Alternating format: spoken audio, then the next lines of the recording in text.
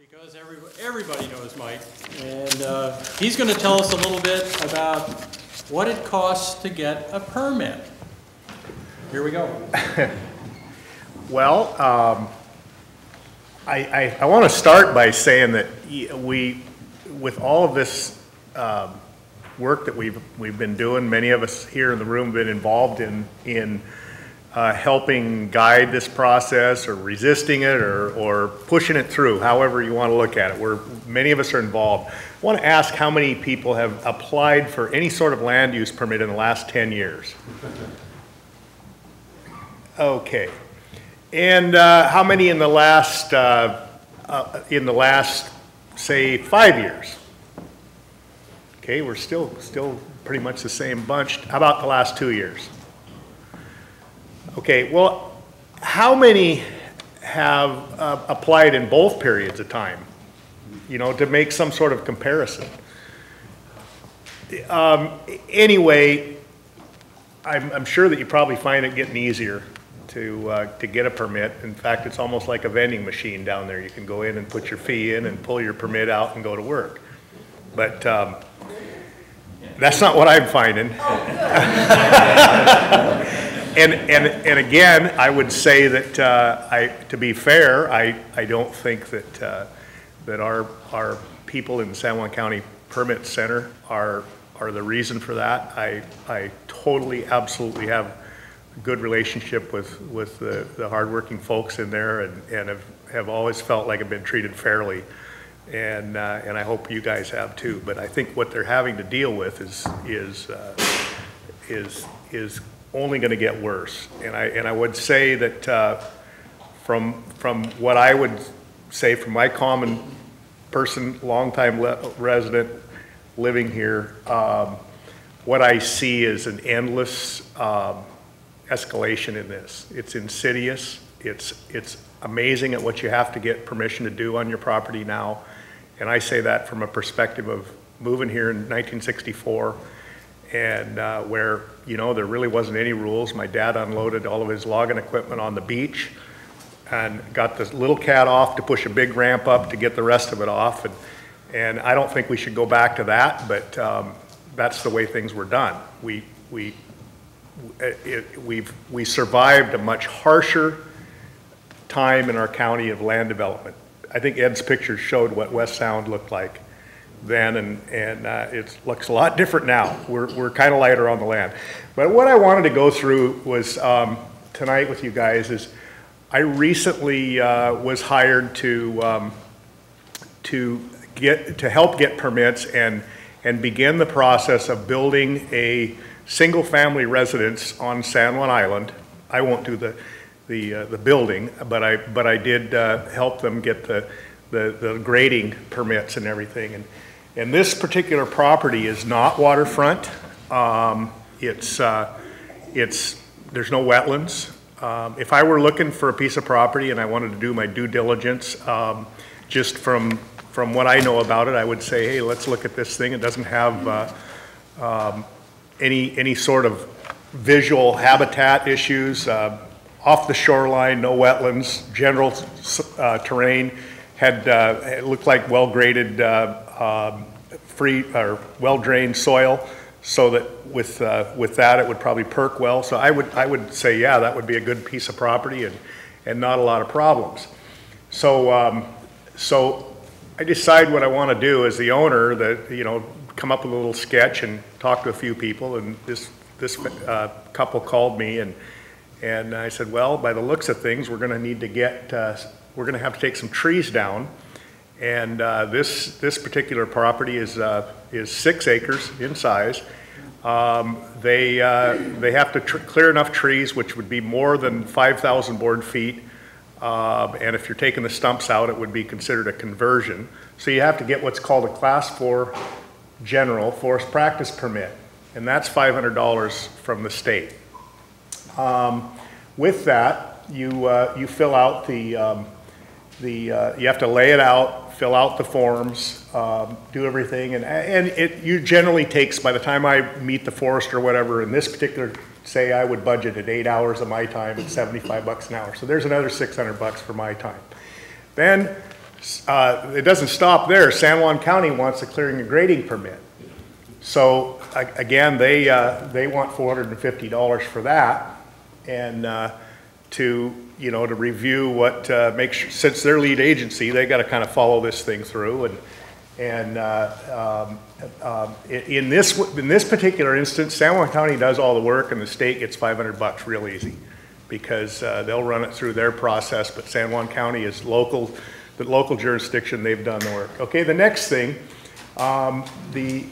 with that application cost, that was a couple of hours. It's a real easy one. I filled that out, and by the time I run to town and get the forms and fill it out and take it in and maybe call a few times, see how it's doing, I got a couple hours in it. Then we do the SEPA checklist, and that again is $450 there. Then things start getting a little more interesting. We have to do a stormwater review, because we've disturbed, gosh, I can't remember, was it, Colin, is it 4,500 square feet? I don't know. Yeah, anyway, it's something like that. We have this particular piece, we kept it under an acre so we didn't trip the next threshold. If we would have gone over an acre, we would have been dealing with the Department of Ecology and then having all the inspections and all that stuff. So we did a stormwater review, which also triggered a stormwater plan. And that is pretty expensive. In this case, it was $2,500. They had to figure all the impervious surfaces and plan where this stormwater is going to go. This piece of property is an inland forested piece. These people wanted to clear less than 1 acre of property, over 6 acres. It was 600-foot driveway and a little clearing around their house site.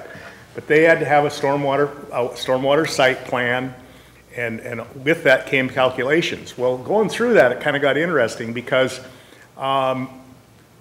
the people in the engineering firm picked these BMPs, or best management practices, one of which was a vegetative buffer, which means they have an undisturbed piece of part on their property.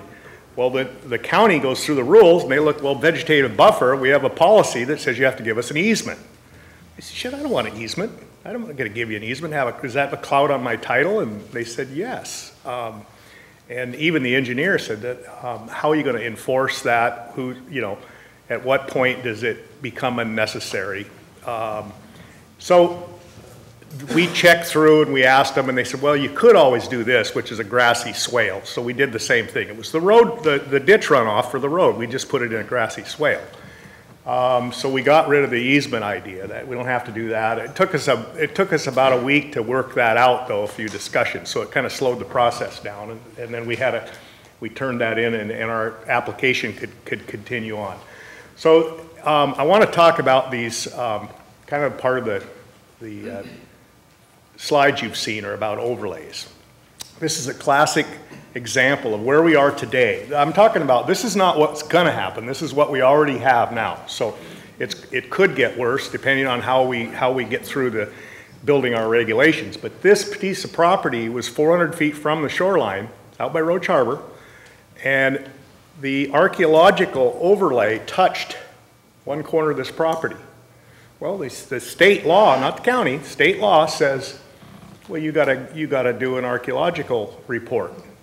And so we said, who can do this? Well, there's a list. They've changed the rules. They have to have I think they have to have a master's degree in this. They upped the approval criteria for an archaeologist. So our old neighbor, Steve Kennedy, who built my first house, he works for this. He's not qualified to be the archaeology of record now. That goes to Cascadia Archaeology is who we hired. Their fee was $3,450. They didn't find anything, but they had to do a full report and do an examination and make sure that we didn't find anything out there. And I think I would have never thought there would be any archaeology items out there, but I didn't know, and that wasn't really a choice. It's state law. And of course the county says we can't do anything because we see this overlay on there. My point is these overlays are going to mean something to you. Whether or not the county says anything that says our maps are not accurate, we will be in the position of having to prove that we do not have any impact on the critical areas. So so that's where that part hits home. It's very important to understand that if your parcel has a critical area on it, and the GIS maps show that it's in that, you may be forced to pay in for some expensive reports, like this couple did. So anyway, by the time we get all that done, we're out another $3,450. We had posting and notices. You know, you have to put the little signs up that say that, I call that trolling for litigation. You put those up on your property to let everybody know what you're gonna do. It's a state law. Every county does it. You go everywhere and see them. And so you advertise in the paper. We had to get a hold of every neighbor around. This is across the road from highly developed Roach Harbor property. So I don't know, there was probably 16 or 18 certified mails we had to send out that, hey, I want to clear a home site. Nobody cared, but that's what it is. You just have to flush out and make darn sure that nobody has any concern with what you might want to do on your own property. And where we're headed right now is we're serving up a whole bunch more of this stuff. This is a portion of what we're at right now, but get ready, because we're faced with it's going to be more expensive. Things will be reviewed more critically.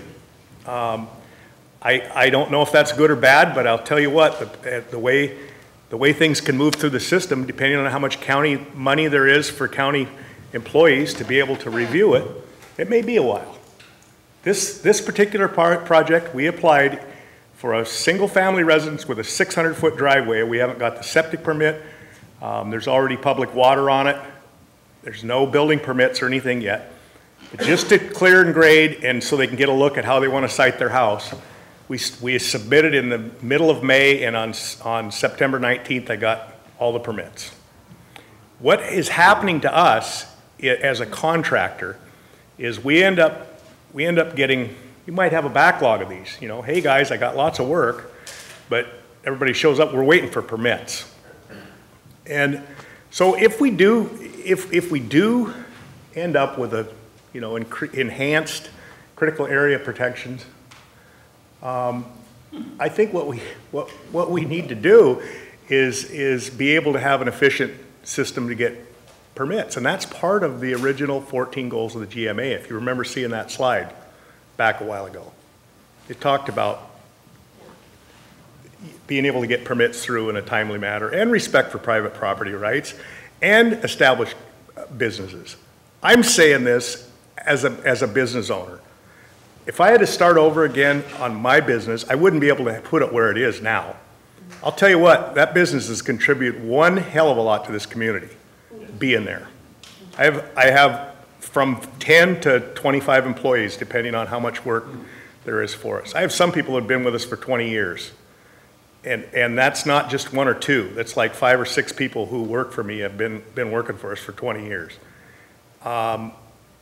It's something that we have to be aware of. And I think that it's important that everybody has a say in this thing. And I would encourage you to put your time in and pay attention and help give our county the input. And so that's what I have to say about it.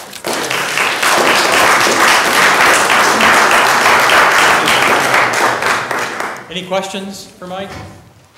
Frank? Not only did that not include all the permits, you haven't taken one tree down.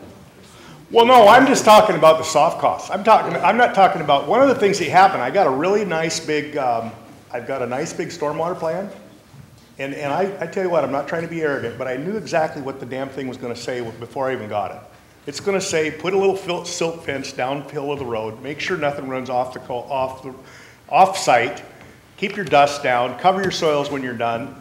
And I don't need to pay $2 grand to have that done. I really like the guys we're paying to, but it hurts the people. It puts another obstacle in the way of affordable housing. And if it was really going to do something, I'd say that's fine. But the same with the archaeological report. We got a book. Those damn things are going to be round filed eventually, or they'll be off in a box. They're never going to wait to the $2 grand that the guy could have spent on a new range in their kitchen or something like that would be used for 20 years. That's more questions. How much would building permits, just offhand, be on Well, my wife and I just got we got a building permit because we were really afraid we wouldn't be able to build where we are on our property on Waldron Island. And I'm probably in with, I did have a wetland delineation, an archaeologist report. I spent a little bit on an architect and the building permit. So probably in 25,000 to have what I have with the water availability, the septic, all of that stuff. And it's not a waterfront piece, it's water view, but it's. Man's got a $35,000 house, but there's no trees done, it's not graded, and there's no wood up there. Yeah, these people, I mean, this is just the very first phase. They've still got they're gonna double that easily by the time they, just in permits. Yeah, well, the way we get affordable housing now is to subsidize it, sorely. It doesn't have to be that way this quick. But that's what's going on. We have to subsidize it. Anybody else? Nope. Thanks, Mike. Yes. My turn. Yeah. You want to say something about that? No, well, you're excused. Okay. People are interested.